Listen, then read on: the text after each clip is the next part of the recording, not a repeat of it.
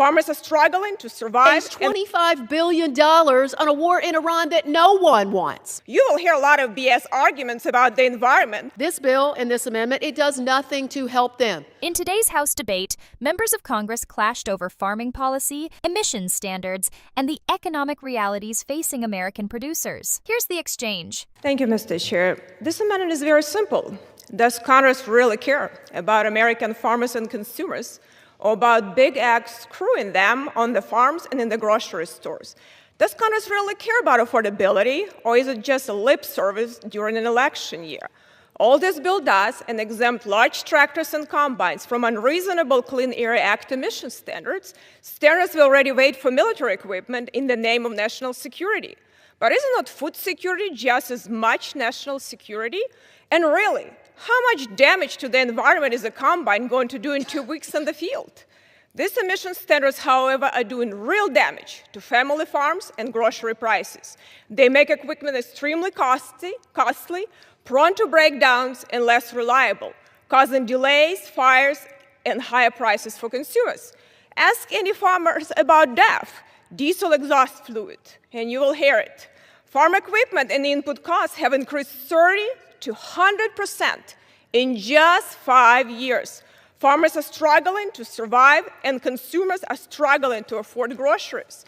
This regulation only benefits large manufacturers like John Deere, controlled by billionaires like Bill Gates and BlackRock CEO Larry Fink. You will hear a lot of BS arguments about the environment, but this has nothing to do with it. It's all about benefiting Wall Street and billionaire donors, while screwing farmers and consumers. And is it not interesting that John Deere runs 2 production lines, one to screw American farmers under heavy regulations, and one for Brazilian farmers with no emission standards? How is American farmers supposed to compete with that? And no one seems to care about those same tractors being used in Brazil and the rainforest lands of the planet being destroyed.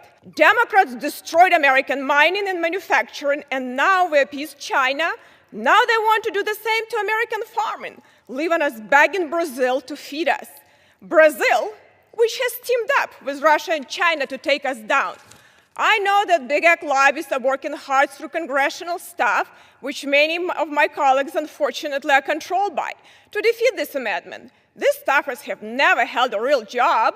They're not going to be sweating, fixing combine, getting covered with diesel, fuel, grease, and chemicals, losing family farms, or struggling to put food on the table. They will be eating steak dinners at fancy restaurants in D.C. and trying to figure out how they can sell out our country to big money so they can get a $1 million paycheck at the age of 30. So if my colleagues truly care about affordability, not Wall Street donors, I urge them to support this common sense amendment. I reserve. Well, just wow. Just wow. That entire speech is just wow. At the end of the day, we are sitting here talking about the Farm Bill. And this amendment does nothing to materially address the very real issues farmers are facing as they look at planting season today. And all I could really hear is the word Brazil. We have forced our largest export markets, like China, to Brazil and Argentina because of bad policies from this administration. I'm pretty sure that my farmers back home in Minnesota are far more concerned about how they're going to afford fertilizer to make it to next year without a substantial loss than they are about emission standards on their tractors. And the cost of diesel, it's gone up 50% since the start of the war in Iran.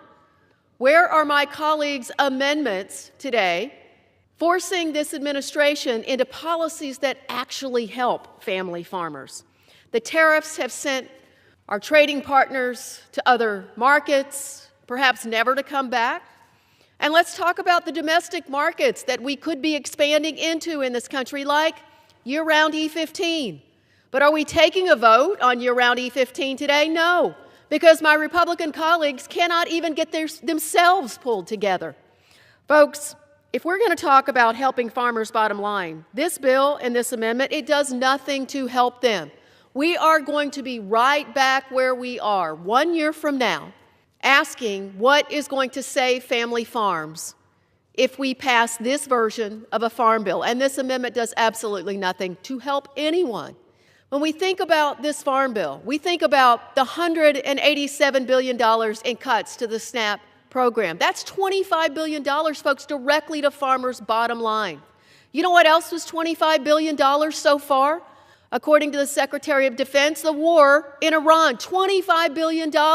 We're here talking about a skinny farm bill that adds no cost to anything when we just spent in the last 60 days $25 billion on a war in Iran that no one wants.